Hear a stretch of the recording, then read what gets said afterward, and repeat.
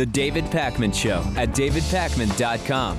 Welcome to the show. We're live on YouTube, 2 p.m. Eastern, 11 a.m. Pacific, every Monday through Thursday. Hi to everyone who's watching from the I Love It When I Wake Up in the Morning and Barack Obama is President Facebook page and the We Survive Bush, You'll Survive Obama Facebook page.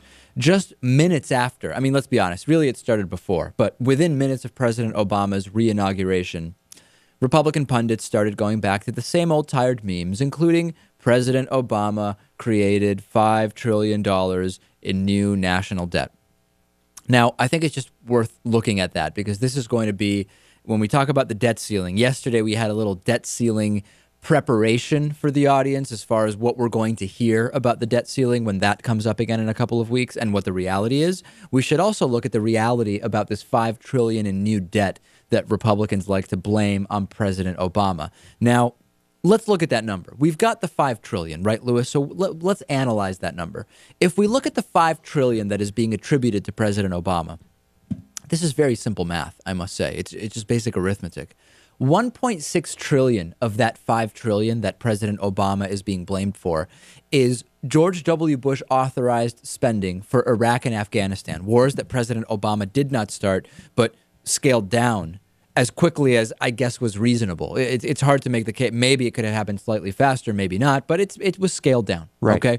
So that 1.6 trillion, we can't really fault President Obama for that because it was pre-authorized. They were wars that he didn't start, and it was money that was authorized by George W. Bush when George W. Bush was president. So that's 1.6 trillion gone. Okay.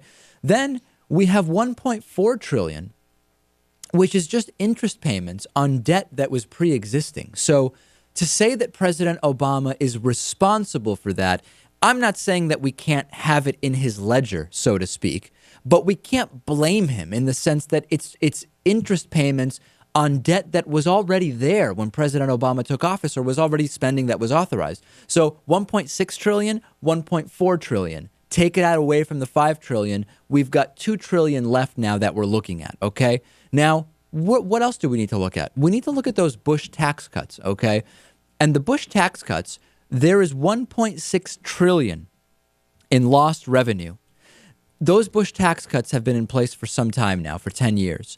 And the government has lost 1.6 trillion in revenue because of those tax cuts, which President Obama initially extended in whole, and then part of that went away and part of it was maintained. So part of that 1.6 trillion in lost revenue, which is, of course, also debt positive, is also not President Obama's responsibility. Partial.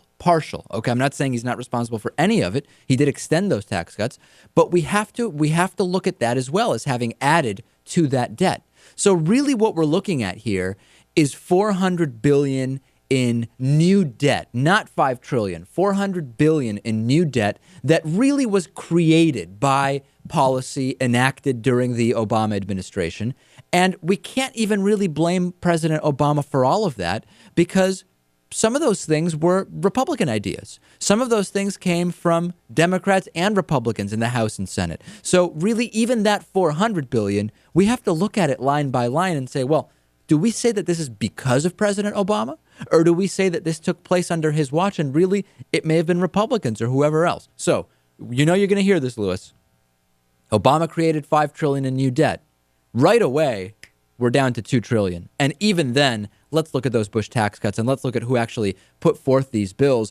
And you know, this is the problem is, Lewis, this is too nuanced. This requires thinking about it and looking at actually where did the debt come from. It's much easier to just say Obama created 5 trillion, isn't it?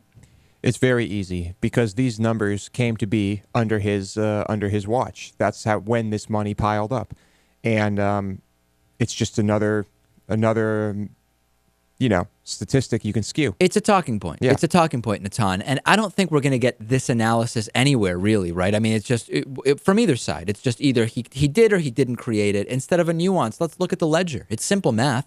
Yeah, and the elephant in the room with the whole deficit, I know this is regarding the national debt, but if we're talking about the deficit, a large chunk of that is money that the government had to spend because of the Great Recession. There were many more people who were eligible for food stamps and for welfare benefits and unemployment And so obviously during that time, you're going to have a lot more government spending. A recession precipitated by the policies of the previous administration. Right. So anyway, hopefully this does something, and people will be somewhat aware of how bamboozled they're being when you hear Obama $5 trillion, Obama $5 trillion. Well, not when they only watch Fox News. That's right. Yeah.